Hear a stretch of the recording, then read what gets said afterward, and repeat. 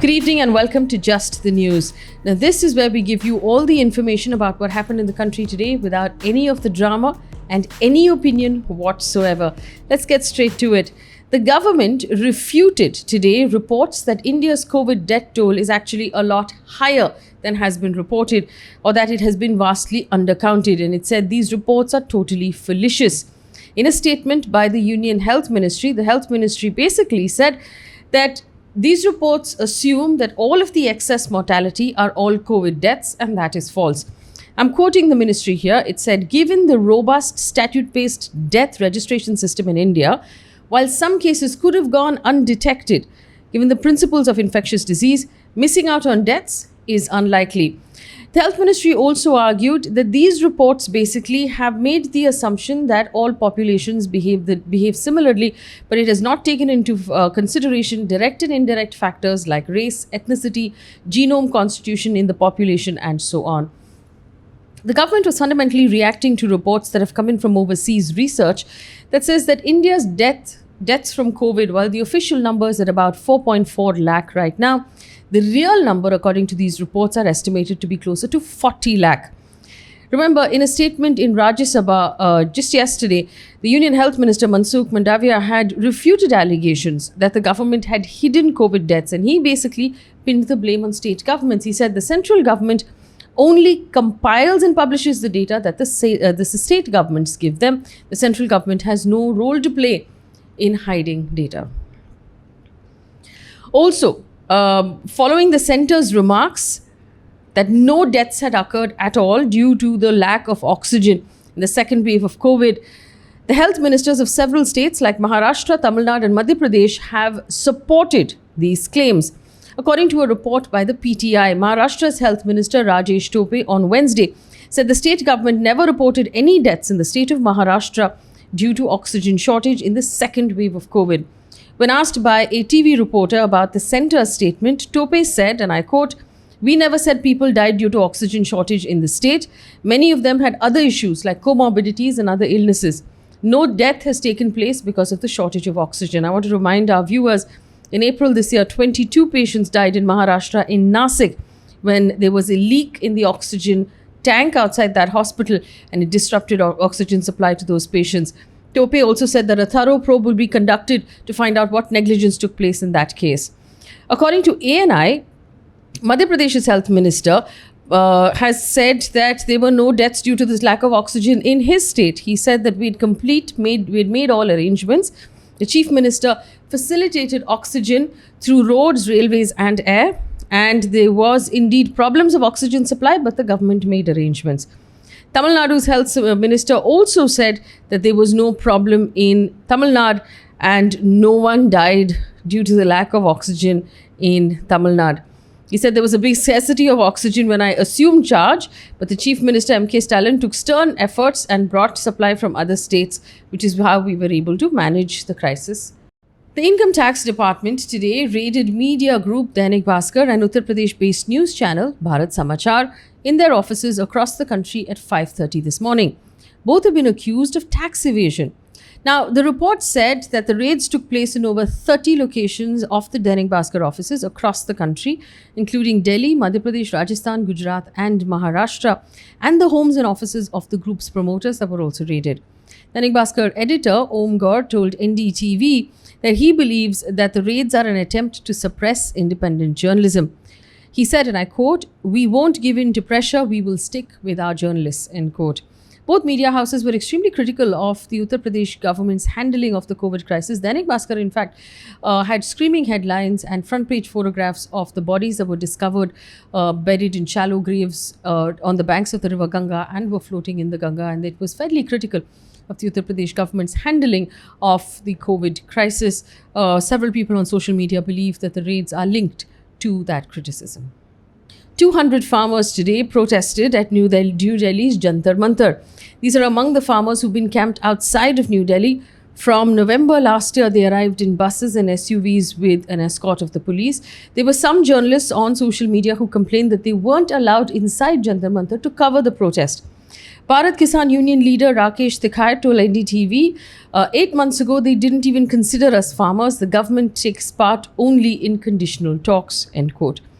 Union Agriculture Minister Narendra Singh Tomar said the farm laws are beneficial and the laws can be discussed point-wise if the farmers express the issues, he said. In Mumbai, the police today have booked the city's former top cop Param Singh for extortion, cheating, forgery and criminal conspiracy after a complaint came in from a builder, apparently. The complainant has claimed that Param Singh demanded 15 crore rupees from him through a DCP rank officer and 4 other cops. According to ANI, an FIR has been registered with the names of 8 people, 6 of whom are policemen. Param Singh, remember, is the former police commissioner of the city of Mumbai who accused former Maharashtra Home Minister and NCP leader Anil Deshmukh of directing him and former cop Sachin Vaze to extort money from Mumbai businesses. We know that Anil Deshmukh is being investigated right now, and now a case has been filed against Param Singh as well. Well, on to our COVID update. India has now reported 41,383 new COVID cases, although our recoveries have crossed 3 crore. Kerala has reported 12,818 new cases in the last 24 hours, but Kerala's positivity rate has been rather high, and that's something that everyone is worried about. The Kerala government on Wednesday announced a complete lockdown for the weekend coming, that's July 24th and 25th. There'll also be a mass testing campaign that will be held on Friday with a special focus on districts where the positivity rate continues to be high. The Health and Family Welfare Department has given itself a target of 3 lakh tests in one day in the areas where the positivity rate is above 10%. Chief Minister Pinarayi Vijayan on Tuesday said the last 3 days, the average test positivity rate has been over 10.8% in Kerala. Malappuram, Kozhikode and Kasaragod districts are the worst affected. Union Health Minister Mansukh Mandavia on Tuesday said India will be the first country to develop a DNA-based COVID vaccine. This comes after Zydus Cadila applied for its emergency use authorization for its vaccine.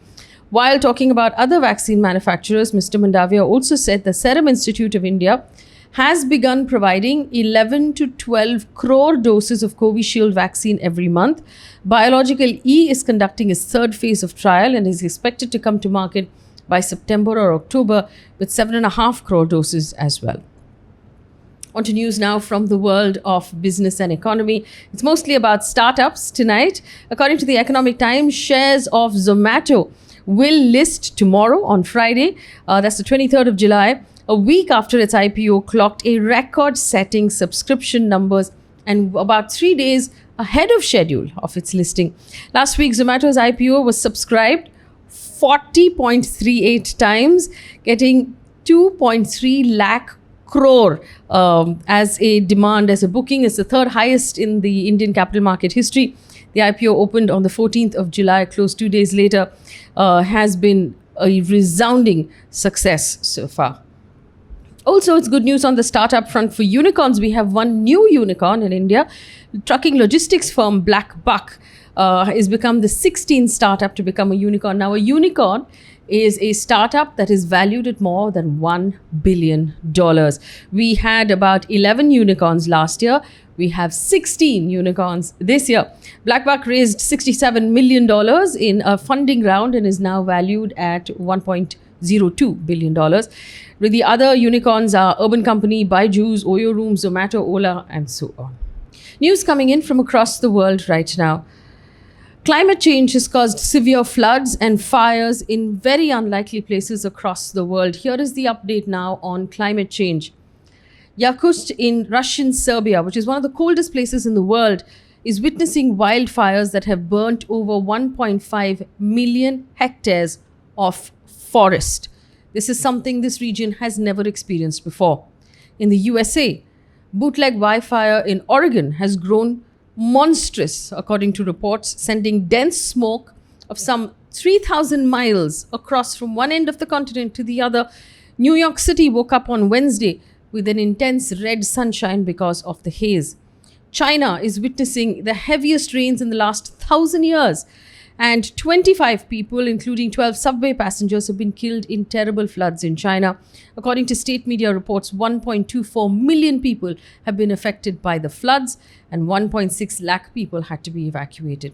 In Europe, as you know already, 200 people have died due to floods in Germany, Netherlands, and Belgium, of the kind that these countries have never seen before. Scientists are unanimous about the fact that climate change is the sole reason behind the fires and the floods. In a report titled 2021 Investment Climate Statements India, the US State Department has said that India remains, and I quote, a challenging place to do business. It urged India to foster an attractive and reliable investment climate by reducing barriers to investment and minimizing bureaucratic hurdles. The report also referred to the removal of the special constitutional status in Jammu and Kashmir and spoke of the CAA, or the Citizenship Amendment Act. Remember, India told the international community that the scrapping of 370 was an internal matter. A quick update on sports before I let you go. According to the latest ICC ODI rankings, India's Shikhar Dhawan has jumped 2 places, is now on the 16th spot after his unbeaten half-century against Sri Lanka. Virat Kohli remains at the 2nd spot. Rohit Sharma is in 3rd position in the list headed by Pakistan's Babar Azam. Also, the International Olympic Committee announced on Wednesday in Tokyo that Australia will host the Summer Olympic Games in 2032 for the 3rd time, this time in Brisbane. Brisbane will also host the Paralympic Games. Remember, Melbourne hosted the Olympics in 1956 and Sydney in 2000. Those are the other 2 cities. This is Australia's 3rd time around. And a piece of positive news before we leave you for today. Karnataka has become the first state in the country to put aside a 1% quota for transgender people in government jobs. There will now be an others column, we understand, in the application for government jobs. In case there's no transgender candidate who has applied, the job will be given to the other 2 categories, which is male or female. This comes after not-for-profit NGO Sangama filed a public interest litigation because of the lack of job opportunities for qualified transgender people. We hope other states follow as well. All right, that's a wrap on the news. Thank you so much for watching and for listening. Remember, if you're on YouTube, do like this video and leave us a comment. It helps push up the video in the algorithm and more people can discover the work that we're doing. Tell your friends and family that we put out a bulletin every day that has no noise in it whatsoever. Here's your quiz for today. Remember, the Olympics Association has decided which country is going to host the next Olympics in 2032. Give us the name of that country. And if you feel that our quiz question is too easy, let me know. And I'll make it more interesting starting tomorrow. Thank you for watching. Good night.